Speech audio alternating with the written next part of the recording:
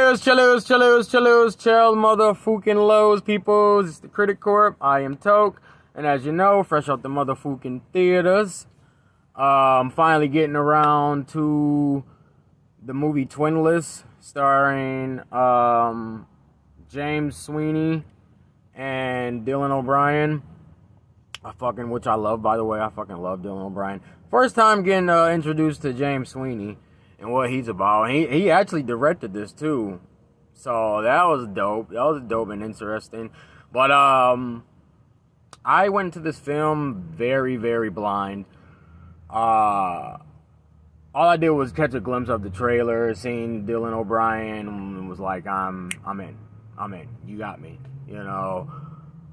For all I know, it was just something generated around twin shit. That's all I know. But James Sweeney, he really did his thug dizzle. He really has created a fun, comedic, and emotional story about gay romance, and also about just bonds being built through strange connections, but with a good sense of direction, which, like, is what really kept it from staring away and falling into the cliches and whatnot. It was real raw and gave off realism type of display. You know, I love that. I love that about it. It was likable characters, strong performances, you know, good supporting cast. It was dope seeing Lauren Graham on the screen again. Haven't seen her in centuries, it felt like. It was just it was filled with very creative dialogue and fun dynamics between the characters that were portrayed in this tone of this film. Like I said, I'm shocked because I didn't go in expecting it to be bad, but I didn't go in because it's an indie film. It's an indie film. But this was actually good. This was actually pretty good. I am pretty intrigued to see how many awards this one gets, because it was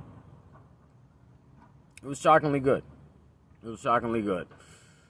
Maybe what runtime was, an hour and a half, hour 40. You know, nothing too extravagant. I loved everything about it. It was pretty dope, you know. It was something we seen before, but in a non-traditional, predictable way, if that makes sense. Like, the way the film was delivered was different. All the aspects were kind of, you know, something that, you know, was repeated down, you know, cinema and their movie long lifetime. But the way it just got displayed was excellent. It was magnificent, you know. The film, it did feel pretty cohesive at certain times, but it felt like also it just didn't quite go to the extreme that it could have, you know. And like I said, that's where the indie part comes in of the film, you know, it being an indie film and whatnot. So, you know, you gotta do what you got, deal with the cards you have, budget, all that shit, stars and shit, you know.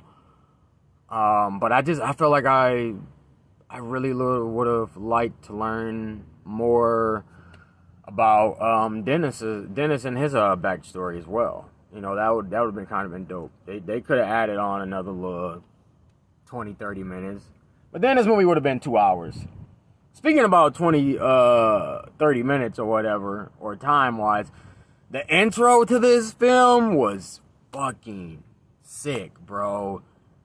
Like, you know how they'll do a whole bunch of shit and then introduce the title of the film in the beginning of the film as it starts. This one, like, they dove right into it, and the pacing was just so fucking impressively excellent that I didn't even realize the title didn't get displayed yet. Like, I was like, what? It was so in depth. The intro was so in depth, bro. Like, man, this is one of those banger films, bro, for sure. That's going to be slept on. Only a quite select few are going to know about it, and people won't really get hip about it until it gets nominated for a lot of awards. So I'm here to tell you, I'm giving that motherfucker an 8 out of 10. No matter what. 8 out of 10. And my fucking mind will never change. Never change. So, for you guys who go check this one out, leave some comments. Let me know your guys' thoughts on this one. Like and subscribe. Support the motherfucking corp. And yeah, so be it. To the motherfucking loo.